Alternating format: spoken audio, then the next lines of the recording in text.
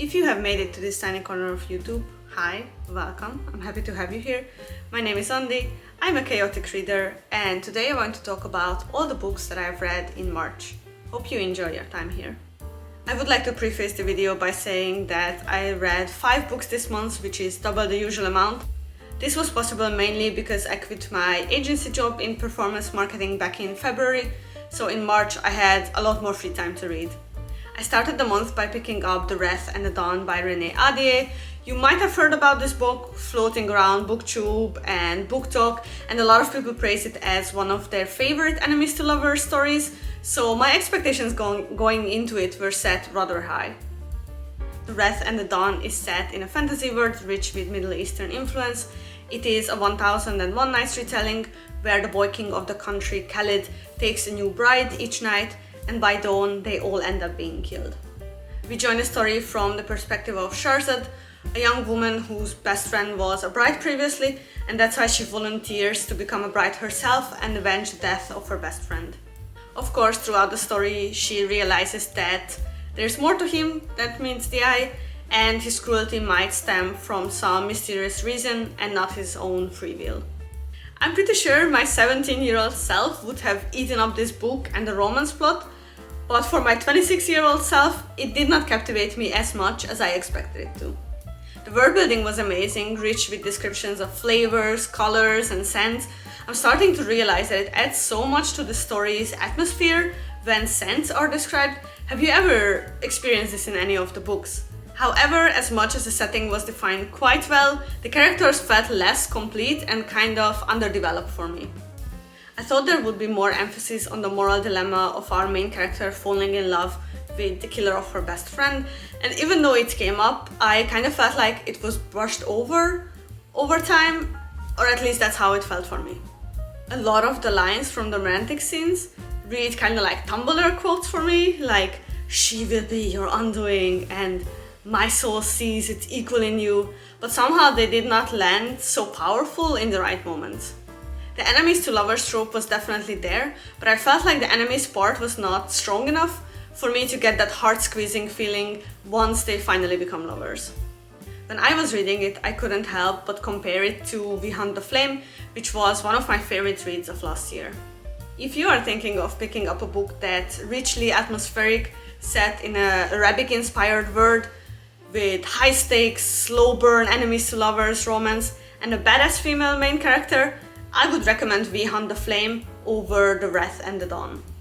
Next, I was still craving some romance, but instead of fantasy, I went with sci-fi and picked up Winter's Orbit by Everina Maxwell.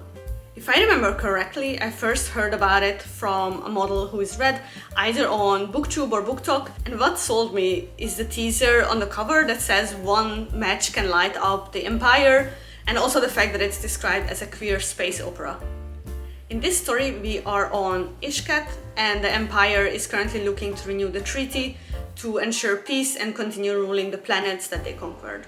So one of our main characters, we have the Prince Royal of Ishkat named Kiam, who is described as the Emperor's least favorite grandchild, and he's tasked with saving the treaty basically by marrying Janan, who is a treaty representative from his own planet, Thea.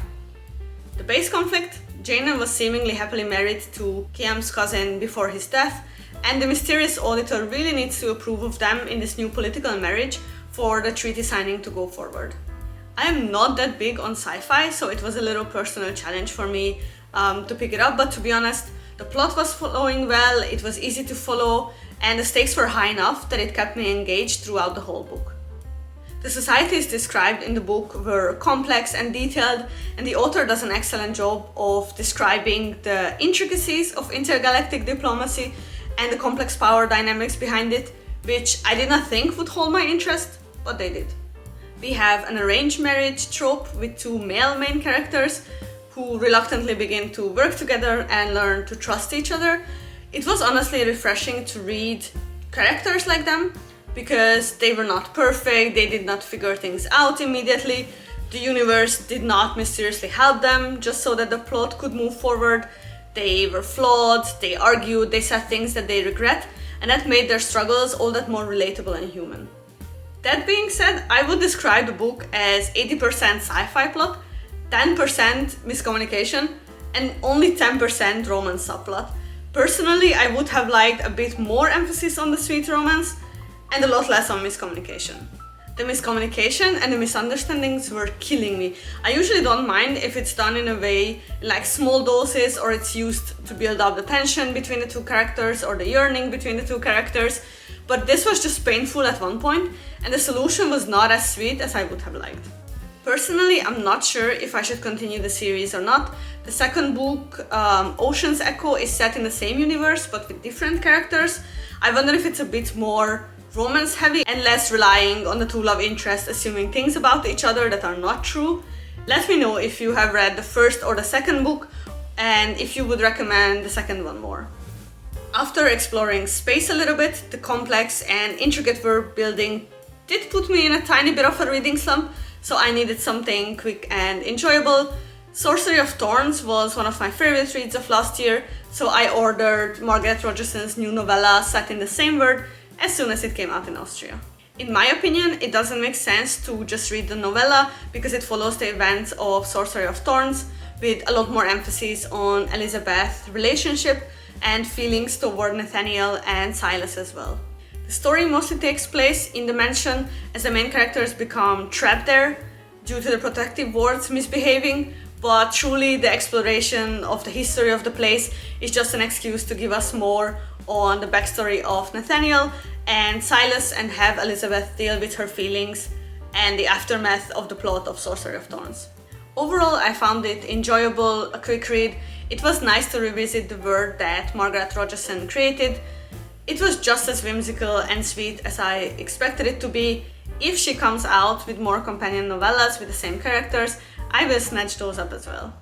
I was on a roll afterwards to read shorter, faster-paced books, and I was scrolling on Storygraph one day when I discovered That Time I Got Drunk and Saved a Demon by Kimberly Lemming. This book was a hot mess, but I did not mind that one bit. We get the story from the main character's point of view, Cinnamon Hot Pepper, who just wants to be left alone and doesn't want to do absolutely anything with heroes and journeys and saving the village.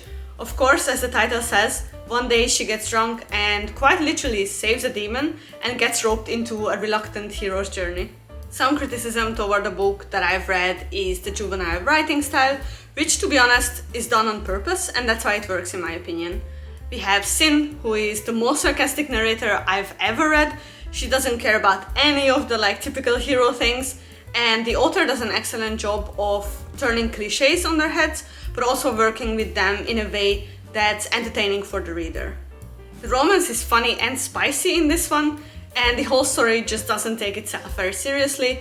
You get a fair amount of who did this to you from the demon, so if that's your thing, go pick up this book.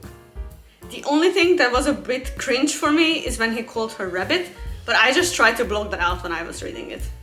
Overall, I advise you to go into this book with low expectations for intricate plotline and in-depth, complex characters, and just expect to be entertained and amused by a reluctant hero and her demon boyfriend. My last read of the month was Lonely Castle in the Mirror by Mizuki Tsujimura, which was quite the 180 turn from the hero's journey and the funny characters.